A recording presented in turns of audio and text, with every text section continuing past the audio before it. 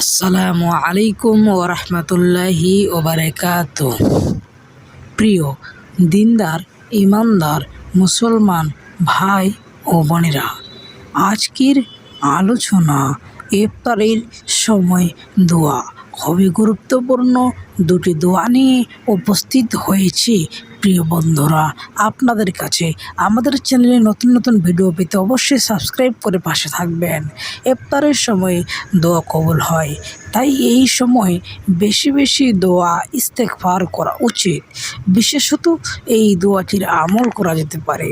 দোয়াটি আল্লাহুম্মা ইন্নী আসআলুকা বিরহমাতিকা আল্লাতী ওয়াসিআত কুল্লা শাইইন আন তাগফিরা লি। এই দোয়াটি আপনাকে পাঠ করতে হবে। ওর অর্থ, হে আল্লাহ, আমি আপনার দয়া ও অনুগ্রহ প্রার্থনা করছি, যা সব কিছুর উপর পরিব্যাপ্ত, যেন আপনি আমাকে ক্ষমা করেন। ইবনে মাজাহ, হাদিস নাম্বার 1753।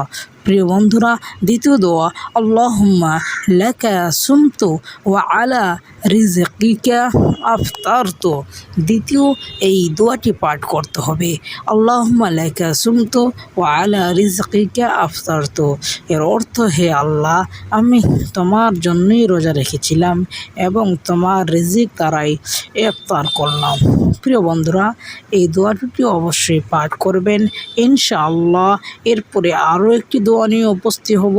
তবে আমার চ্যানেল নতুন হলে চ্যানেলটিকে সাবস্ক্রাইব করে পাশে থাকবেন, লাইক ও কমেন্ট করতে ভুলবেন না। আসসালাম।